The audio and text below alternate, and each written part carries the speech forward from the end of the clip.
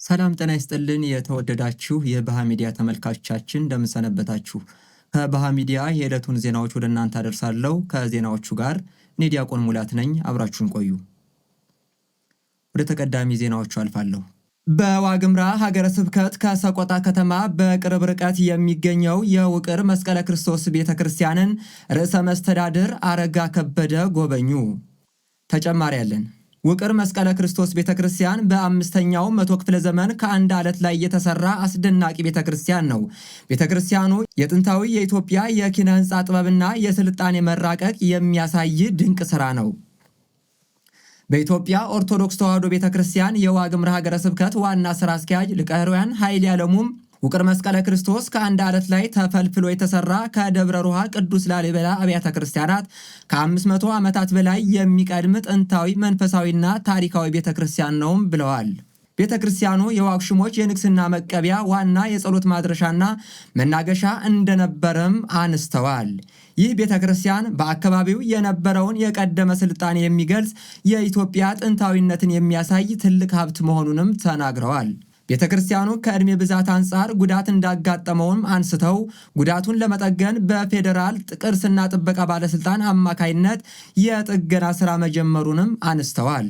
የአማራ ክልል ባህልና ቱሪዝም እና ስፖርት ቢሮ ምክትል ኃላፊ አየላናጤው ዶክተር ጥንታዊውን እና ታሪካዊውን ቤተክርስቲያን ለመጠገን ከ200 ሚሊዮን ብር በላይ በጀት ተመድቦ ወደ ስራ መገባቱንም ገልጸዋል።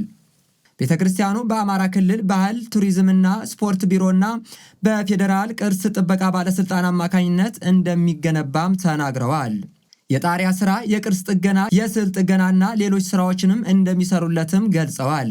ቤተክርስቲያኑ በአማራ ክልል ቱሪዝም ሙዚየም ተገንብቶለታል። የርዕሰ መስተዳድር አረጋ ከበደ ጉብኝትም ጥንታዊ ቤተክርስቲያን ያለበት ደረጃና የቅርስ ጥገናውን ለማየትም መሆኑንም ገልጸዋል። ከላሊበላና ከሌሎች ጥንታዊ ቅርሶች ጋር የሚተሳሰረው ውቅር መስቀለ ክርስቶስ ቤተክርስቲያን ለቱሪዝም ዘርፍም ትልቅ አቅም እንዳለውም ገልጸዋል። በኤሊባቡር ሀገረ ስብከት መቱ ወረዳ ቤተ ክህነት 22 ነፍሳት ወደ ቀደመ እምነታቸው መመለሳቸው ተገለጸ። ተጨማሪ ያለን በኢትዮጵያ ኦርቶዶክስ ተዋሕዶ ቤተክርስቲያን በኢሉባቡር ሀገረ ስብከት መቱ ወረዳ ቤተ ክህነት 16 ኦርቶዶክስ አባወራዎች ብቻ የነበሩበት የአሌ ወጪ ቅዱስ ያሬድ ቤተክርስቲያን በታላቅ ድምቀት ተመርቋል።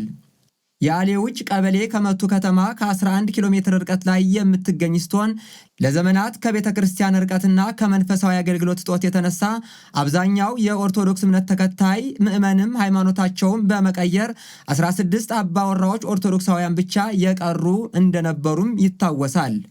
በመቱ ወረዳ ቤተ ክህነትና ማኅበረ ቅዱሳን መቱ ወረዳ ማዕከል በ2015 ዓ.ም በስብከት ኬላነት በማደራጀት የተለያዩ መንፈሳዊ አገልግሎቶች ሲሰጡ ቆይተው በትላንትናው ዕለት የስብከት ኬላውን ወደ ቤተ ክርስቲያን እንዲያደርግም ተደርጓል።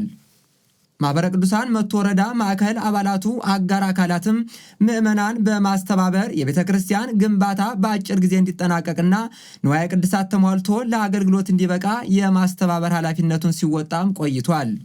በቦታው የስብከት ኬላ ተቋቁሞ አገልግሎት ከጀመረበት ጊዜ ጀምሮ እስከ ምርቃት ድረስ 22 ነፍሳት ወደ ቀደመ ሃይማኖታቸውም ተመልሰዋል። በምርቃት ስነ ስርዓቱ ላይም በማዕከሉ የማህበራዊ ጉዞ የተዘጋጀ ሲሆን ቀሪ ስራዎችንም ለማስጨረስና ለካህናት የአንድ ወር ደሞዝ የሚሆን 456 ሺህ ብር ተሰብስቧል። በምርቃት ፕሮግራም ላይም የተገኙት የመቱ ወረዳ ቤተ ክህነት ሊቀ ካህናት መላከ ስብሐት ቀሲስ አለማየሁ ታዬ ለማኅበረ ቅዱሳን መቱ ወረዳ ማዕከልና የግንባታው ስራ ሲያስተባብሩ ለነበሩ ወንድሞች የምስጋና የምስክር ወረቀትም አበርክተዋል። ስድስተኛው አገር አቀፍ የሰላም ኮንፈረንስ ውይይት በዛሬው ዕለት በድምቀት ተከበረ። እንደሚከተለው አቀርበዋለሁ። የኢትዮጵያ የሃይማኖት ተቋማት ጉባኤ ከማዕከላዊ ኢትዮጵያ ክልል የሃይማኖት ተቋማት ጉባኤ ጋር በመተባበር የካቲት 4 እና 5 2018 ዓ.ም በሆሳና ከተማ የሚካሄደውን ስድስተኛው ዓለም አቀፍ የሰላም ኮንፈረንስ በዛሬው ዕለት በሆሳና ከተማም በድምቀት ተጀምሯል። የተወደዳችሁ ተመልካቾቻችን ለዛሬ ያዝናቸው መረጃዎች ያስደመጥናችሁን ይመስሉ ነበር። ከቀሪዎቹ የባሃ ሚዲያ መርሃ ግብሮች ጋር ቆይታ አድርጉ እያልኩ እኔ ከወዲሁ ተሰናበትኩ። ቸር ሰንብቱ።